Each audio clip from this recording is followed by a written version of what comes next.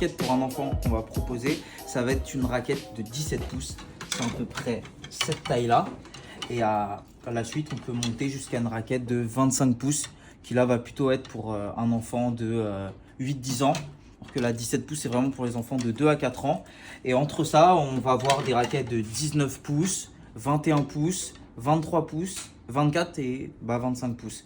Et donc ça va être vraiment les toutes premières raquettes de tennis junior. Donc là, tu vas pouvoir me suivre et on va regarder là des raquettes justement en 25 et 26 pouces. C'est toujours pour les juniors. Mais là, ce qui est intéressant, c'est qu'on va voir différents matériaux. Les raquettes qu'on a vues juste avant, c'était des raquettes en aluminium. Donc c'est des raquettes qui sont faites en deux moules. Si je te montre là, tu vois juste ici, la raquette elle est faite en deux parties. Donc c'est bien, c'est une raquette qui est hyper légère, qui se déforme. Donc vu que les enfants ils peuvent taper leur raquette un peu partout, ça ne s'abîme pas. Mais par contre, pour avoir un peu plus de sensations et se rapprocher de nos raquettes à nous, on va avoir des raquettes en graphite pour les jeunes compétiteurs, en 25 et 26 pouces. Et des raquettes en composite, un alliage justement entre le graphite et l'aluminium pour les joueurs plutôt intermédiaires. Et après, on va pouvoir aborder le sujet de nous, les raquettes adultes. Où là, en général, les poids, ça existe entre 255 et 300 grammes. Et ça va être sur tout ce mur-là, même tout le tour du magasin, où là, tu vas voir tout le choix de raquettes qu'on propose pour les adultes. En général, les raquettes très légères, souvent, on les commande déjà cordées parce que justement, ça convient à des profils jeunes, donc un peu pré-ado, style 11-12 ans, ou alors même pour des femmes qui débutent le tennis. Donc le cordage proposé par les marques est très bien, comme cette TFX1 de chez Technifibre qui a 255 grammes, pas mal. Et sinon, après, on va avoir beaucoup de raquettes qui sont non cordées parce que justement, elles conviennent, comme on en a déjà parlé, c'est un facteur très important, le cordage sur une raquette de tennis. Donc, on les commande non cordées pour laisser le choix au client de mettre le cordage qu'il souhaite. Là, par exemple, j'ai une Pure Drive qui vient de sortir de 300 grammes.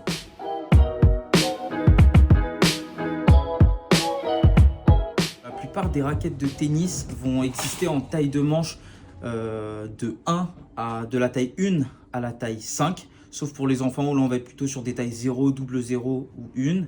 Pourquoi la taille de manche c'est important? Justement parce qu'on a tous des gabarits, des physiques différents, même des tailles de main. En général, forcément, quand on fait 1m90, il y a de grandes chances qu'on ait une main plus grande que quand on en fait 1m60. Et c'est pas pour autant qu'on doit jouer avec une raquette différente. La raquette reste la même, mais la taille de manche, c'est ce qui permet encore, c'est encore un petit truc qui personnalise la raquette et qui ajoute son côté un peu unique. Là, par exemple, j'ai pris des raquettes Babolat où on montre qu'on a la taille 4, 3, 2 et 1. En général, la norme, ça va être quand on est une femme adulte, on va plutôt hésiter entre la taille 1 et la taille 2. Donc la taille 2, pour une femme, ça va être quelque chose, entre guillemets, assez gros. Et pour un homme, on va plutôt hésiter entre la taille 2 et la taille 3. Voilà. Après, il y a des extrêmes. Donc il y a des hommes qui vont jouer en taille 1, des femmes qui vont jouer en taille 3, il y a des hommes qui jouent en taille 4, taille 5, quelque chose d'assez gros. Et le but, c'est de trouver sa bonne taille de manche. Il n'y en a pas une, il n'y a pas de vraie réponse de quand on fait cette taille-là, qu'on a ça, il faut jouer avec cette taille de manche. C'est vraiment une histoire de sensation. Donc, plus on va jouer avec un gros manche, donc entre guillemets 3, 4 ou 5, plus justement, on va plutôt rechercher du relâchement. Donc, comme le manche est plus gros, on aura moins besoin de serrer la raquette. Je te montre avec la taille 4. Je serre moins la raquette, donc je fatigue moins mon poignet. L'inconvénient, c'est que je vais avoir moins de maniabilité avec cette taille de manche. Donc ça va être un peu plus dur de trouver ma prise ou d'avoir peut-être du contrôle avec la raquette et surtout du lift même. C'est peut-être ça l'inconvénient. A contrario, quand je vais prendre une raquette assez fine, là j'ai pris l'opposé, j'ai pris la taille 1. On voit que je tiens beaucoup mieux la raquette. Par contre, comme je la serre plus fort, ça peut être plus fatigant au niveau du poignet. Par contre, j'aurai une meilleure prise d'effet et donc bien évidemment une meilleure maniabilité. Donc pareil, selon notre type de jeu, peut-être pour un jeu à plat, c'est plus facile d'avoir un gros manche, c'est moins fatigant. Par contre, quand on a une prise un peu comme ça, très très fermée, ça peut être sympa d'avoir un plus petit manche pour justement avoir beaucoup de maniabilité et moins forcé au niveau du poignet. Donc il n'y a pas de réalité, il faut essayer, il faut tester un peu les tailles de manche et trouver ce qui nous convient le mieux.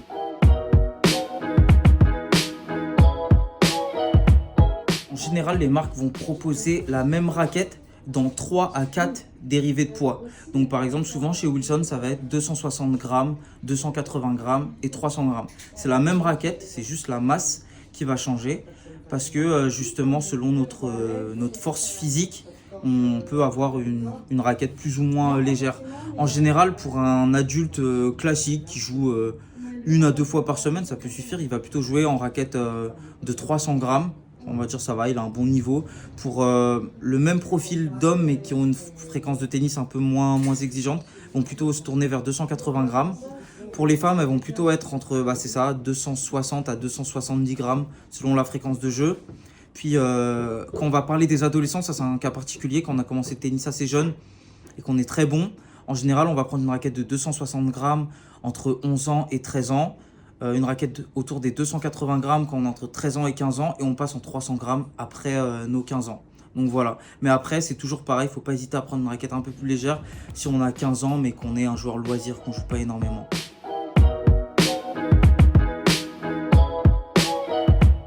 Taille de tamis, finalement même il n'y a pas énormément de choix parce que je dirais que 95% des raquettes de tennis vont avoir cette taille de tamis là. C'est un tamis en France on va dire 645 cm² et plutôt dans les pays américains ou anglophones on va dire 100 inches carrés. Donc ça va plutôt être la valeur de référence pour une raquette. C'est une raquette qui va avoir par rapport aux normes d'aujourd'hui. Avant les tamis la norme était beaucoup plus petite. Mais maintenant, c'est une raquette qui va avoir un compromis entre justement puissance et contrôle. Plus un tamis va être grand, plus il va apporter de la puissance et du confort, mais on aura moins de précision. Plus un tamis est petit, donc il est plus exigeant, il est en général plutôt recommandé aux joueurs assez compétiteurs.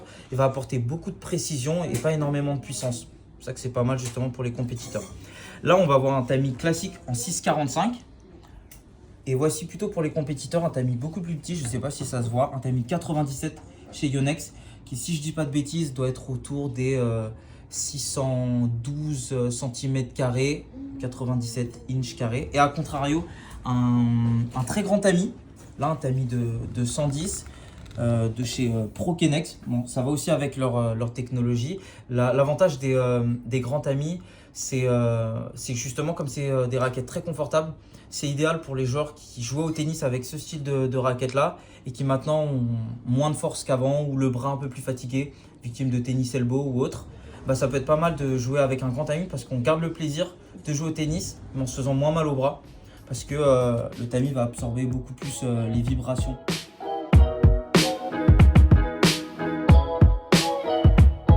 La première chose qui va influencer l'équilibre d'une raquette, ça va être son poids. Plus une raquette est légère, moins elle va apporter de la puissance. Donc il va falloir mettre un équilibre plus en tête. Parce que plus la masse est en tête, plus justement il y a un effet de balance. Et donc on va avoir de la puissance. Donc en général, les raquettes très légères vont avoir un équilibre assez élevé. A contrario, plus une raquette est lourde, donc plus objectivement elle est déjà dure à manier. Donc vaut mieux mettre le poids en manche. Pour justement avoir les avantages d'une raquette lourde, donc une raquette stable. Mais pour qu'elle soit plus maniable, il faut que le poids soit plus près de la main.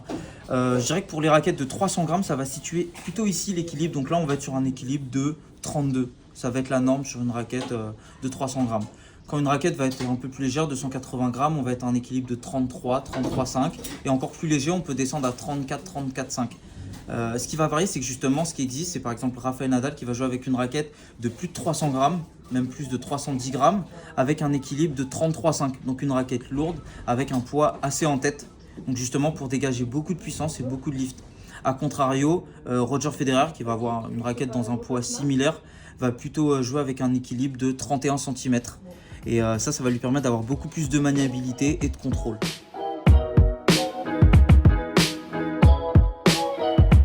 Le plan de cordage, ça va correspondre au nombre de cordes qu'on va faire passer dans les montants et au nombre de cordes qu'on va faire passer aussi dans les travers.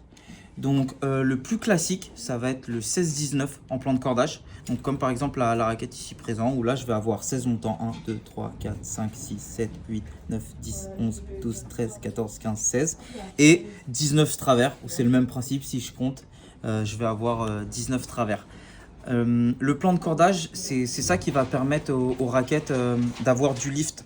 Donc c'est parce que justement la balle va rentrer en contact avec les cordes et c'est ce mouvement de cordes qui vont créer la prise d'effet.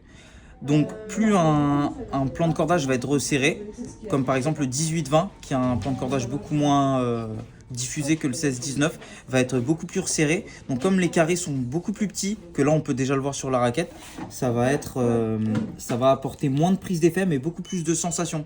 Comme il y a plus de cordes qui touchent la balle, on a plus de sensations, plus de contrôle, mais moins de lift. Après, il y a des plans de cordage assez atypiques qui existent, du 16-16, du 18-16, pour avoir plus de prise d'effet. Le plus classique, c'est le 16-19, et même parmi les 16-19, il y a des 16-19 qui sont très resserrés, où les carrés seront plus petits, et il existe des 16-19 où, malgré le fait que ce soit un 16-19, les cordes sont plus espacées, et donc on a des gros carrés, ce qui va imprégner plus de lift.